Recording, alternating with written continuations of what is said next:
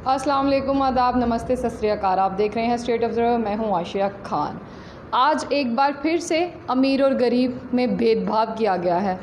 Leader और आम जनता में हम कहते हैं equal law, equal status for all.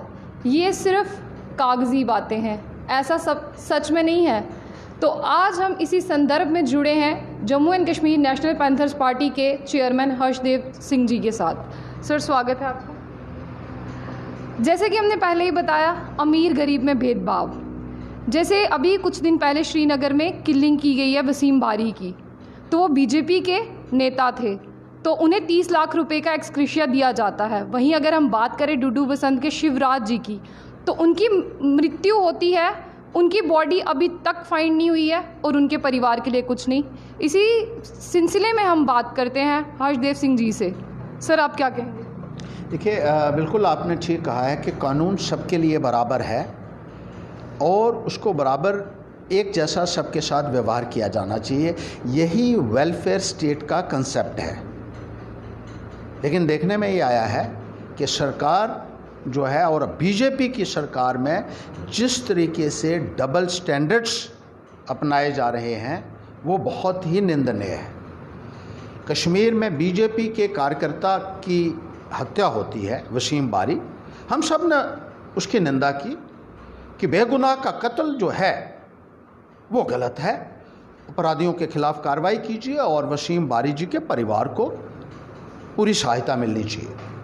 और इसी संदर्भ में दिल्ली के नेता डॉक्टर जितेंद्र सिंह, राम माधव और यहाँ के जो बीजेपी के नेता हैं वो श्रीनगर गए और वहाँ जाकर उनके परिवार से मिले और प्रशासन के लोग भी गए, लेफ्टिनेंट गवर्नर महोदय के रिप्रेजेंटेटिव्स भी गए और अभी तक 30 लाख रुपया वसीम बारी जी के परिवार को दिया गया है, जिसका हम स्वागत करते हैं। लेकिन ऐसा ही एक केस जो है वो जम्मू प्रांत में भी हुआ, जब डुडू बसंत के गढ़ के इलाके में जहां मिलिटेंसी का हब रहा है और बहुत सारी किलिंग्स वहाँ मिलिटेंसी के दौरान हुई। मिलिटेंटों ने बहुत सारे लोगों को, एक बार तो मास किलिंग की 12 लोगों की एक साथ। और वहाँ एक शोजदार इलाका है जो आज भी एक दहशत है वहाँ मिलिटेंसी की। वहाँ मिलिटेंट्स के ओवरग्राउंड वर्कर्स जो हैं वो आते हैं और वहाँ उन लोगों ने एक दहशत का माहौल बनाया हुआ है। उसी इलाके में शिवराज जी नामक एक शेफर्ड थे, उनकी निर्मम तरीके से हत्या कर दी गई और उनकी बॉडी के टुकड़े टुकड़े करके उज दरिया में फेंक दिया गया। इसको 2 महीने होने को आ रहे हैं और अभी तक ना तो उनकी डेड बॉडी ट्रेस हुई, ना उनके परिजनों को सरकार की तरफ से कोई भी मुआवजा आज तक मिला है। ये दोहरे मापदंड क्यों?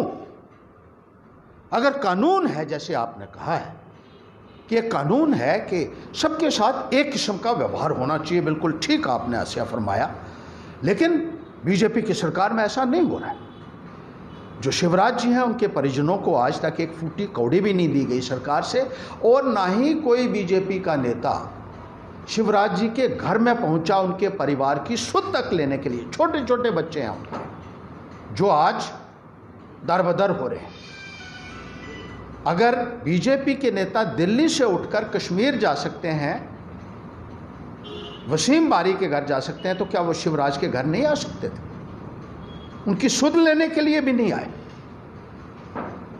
जो प्रभावशाली लोग हैं उनकी सुनवाई हो रही है, लेकिन गरीब आदमी को उसकी जान की कोई कीमत नहीं है। उसको आप कीड़े मकोड़े की तरह ट्रीट कर रहे हैं कि मर गया तो मर गया, डेड बॉडी तक ट्रेस नहीं हो पाई। अगर वो लीडर होते तो उनके घर जाते ना, वो आम नागरिक थे, क्यों जाएंगे? बिल्कुल ठीक कहा आपने कि वो प्रभावशाली लोग हैं, वो बीजेपी के साथ जुड़ा हुआ था इसलिए उसके घर में गए।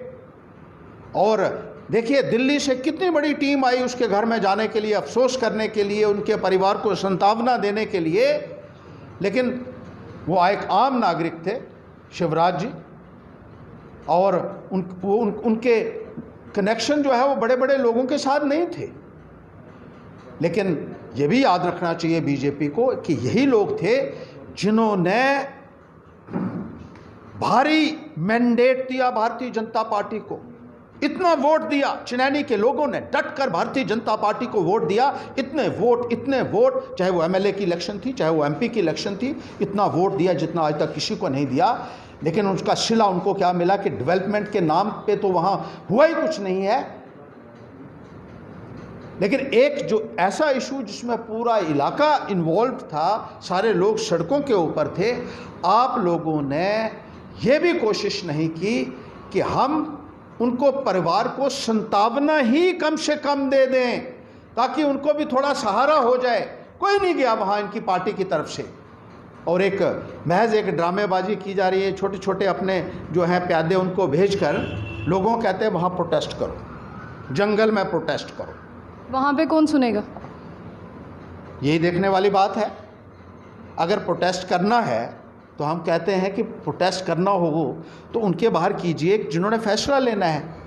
सीबीआई की इंक्वायरी जो है वो ना तो तहसीलदार के हाथ में है, ना एसडीएम के हाथ में है, ना डीसी के हाथ में। अभी तक वहाँ पे सीबीआई इंक्वायरी की भी नहीं बात हुई। कोई ये कहते हैं नहीं सीबीआई नहीं चाहिए, बीजेपी वाले कहते हैं आप मत मांग करो सीबीआई की।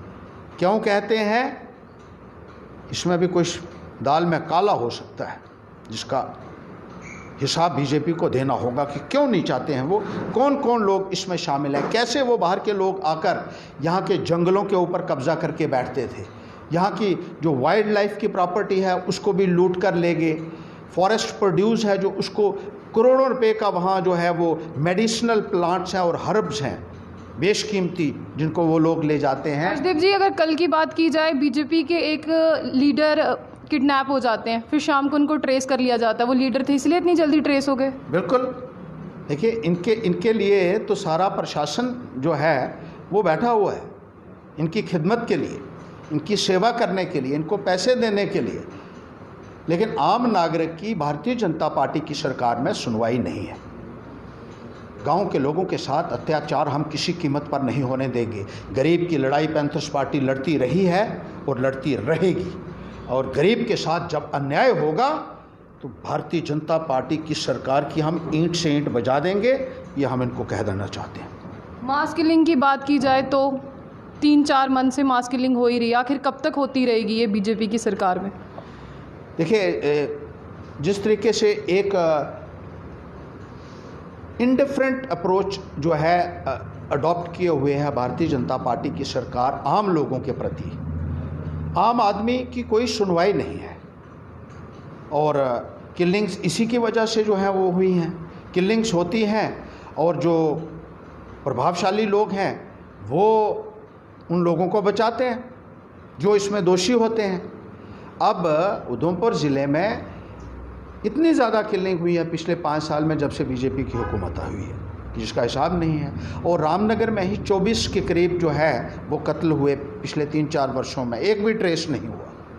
उसमें ज़्यादा दलित समुदाय से ताल्लुक़ रखने वाले लोग थे, जो गरीब लोग थे। कत्ल हो गए, डेड बॉडी कहीं किसी की कहीं मिल रही है, नाले में मिल रही है, जंगल में मिल रही है, दरख्तों के ऊपर डेड बॉडीज़ लटकी हुई मिली गरीब दलितों की। लेकिन कोई सुनवाई नहीं, किसी ने कोई इंक्वायरी नहीं की, क्योंकि प्रभावशाली लोगों का दबाव जो है वो रहा, और प्रशासन ने जो है उन केसेस को बगैर इंक्वायरी किए हुए, बगैर किसी किस्म का प्रोब करने की कोशिश किए हुए क्लोज़ कर दिया।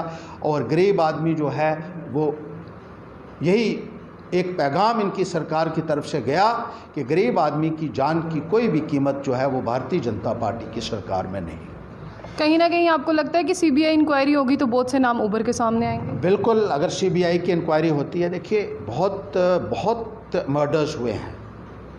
रामनगर की हम बात करें तो जैसे मैंने कहा कि बहुत सारे जो दलित समुदाय के लोग थे उनकी डेड बॉडीज़ उनका कत्ल करके उनको दरख्त के ऊपर टांग देते थे। देखिए बड़ी हैरानगी की बात है कि कितने निर्मम तरीके से जो है उनके साथ, उनके पार्थिव शरीर के साथ भी किस तरीके का दुर्व्यवहार किया जाता रहा। जो गद्दी सिप्पी समुदाय से लोग थे वो मारे गए, क्योंकि ये गरीब लोग हैं इसलिए इनकी सुनवाई नहीं है। और अगर कहीं कोई बड़ा आदमी हो, पहुंच वाला आदमी हो, रसूख वाला आदमी हो, वो सिर्फ वो झूठी भी शिकायत कर दे तो पुलिस वाले किसी को भी अंदर ठोक देते हैं। ये बीजेपी की सरकार में देखने को मिला है। लेकिन गरीब आदमी को जिस तरीके से इन्होंने ट्रीट किया है, जिस तरीके से गांव के जो भोले भाले लोग हैं उनके साथ जितने जुल्म हुए हैं, जितना अत्याचार हुआ है, आने वाले वक्त में कहीं ना कहीं भारतीय जनता पार्टी को इसका सिला मिलेगा और इसका खमियाजा भुगतना पड़ेगा। इतनी देर से ये मुद्दा चल रहा है, 2 महीने से लेफ्टिनेंट गवर्नर साहब की तरफ से कोई बात कही नहीं जाती, ऐसा क्यों? देखिए, लेफ्टिनेंट गवर्नर महोदय के नोटिस में भी हमने ये बात लाई थी कि इस तरीके से जो सियोजधार में हादसा हुआ है और वहाँ बाहर के लोगों को जो है वो बंद किया जाना चाहिए, लेकिन पॉलिटिकल दबाव के चलते मुझे लगता है कि लेफ्टिनेंट गवर्नर महोदय भी शायद ऐसा महसूस कर रहे हों, बाहर के लोगों को नहीं निकाला जा रहा है और जिनका कोई अता पता नहीं है, आए कहाँ से, कोई कहता है गुरदासपुर से, कोई कहता है पठानकोट से हैं। अगर उनकी इंक्वायरी की जाए, वो पता नहीं कहाँ से लोग जो हैं वो आ रहे हैं। हमने कहा कि सियोजधार का इलाका जो है वो वहाँ के लोकल लोगों के लिए महफूज रहना चाहिए, ताकि वहाँ के लोग जो हैं उस इलाके में अपने माल मवेशियों को ले जाएं और उसको लोकल लोग ही इस्तेमाल करें। लेकिन ऐसे लोगों का आना जिनका कोई अता पता नहीं है, कहाँ से वो आ रहे हैं और कितने उनके एंटी नेशनल्स के साथ कितने लिंक्स हैं, मिलिटेंट्स के साथ लिंक्स हैं, ये बड़ी हैरानगी की बात है। और उनको वहाँ इजाज़त अभी भी दी जा रही है और अभी तक जो कार्रवाई होनी चाहिए थी वो नहीं हो रही है। और बीजेपी महज ड्रामेबाजी करके लोगों को बहला फुसला रही है, जो कि सरासर गलत है और लोगों के अंदर इस बात को लेकर गुस्सा दिन प्रतिदिन बढ़ता जा रहा है। एडमिनिस्ट्रेशन से क्या अपील करेंगे? एडमिनिस्ट्रेशन से यही कहेंगे कि एक तो शिवराज जी के परिजनों को उसी तरीके से मुआवजा दिया जाए 30 लाख रुपए का, जिस तरीके से वसीम बारी के परिजनों को दिया गया। दूसरा, उनकी डेड बॉडी जो है वो फ़ौरन वहाँ से रिकवर की जाए उज से, और वहाँ सिक्योरिटी का माहौल एक पैदा किया जाए, लोगों को एक सुरक्षा का माहौल वहाँ मिलना चाहिए, बाहर के लोगों का आना वहाँ बंद होना चाहिए और एक प्रॉपर इंक्वायरी होनी चाहिए कि ये जो हादसे वहाँ पहले भी होते रहे हैं, पहले भी लोगों को वहाँ मारा जाता रहा है, उनके ऊपर अत्याचार किए जाते रहे हैं, बहुत सारे हमले पहले भी वहाँ लोगों के ऊपर होते रहे हैं, तो ऐसा क्यों हो रहा है और कौन इसके लिए ज़िम्मेदार है और उन लोगों को किसकी शय है। जी शुक्रिया सर। ये थे हमारे साथ chairman of the Jammu and Kashmir national panthers party के लीडर हर्षदेव सिंह जी।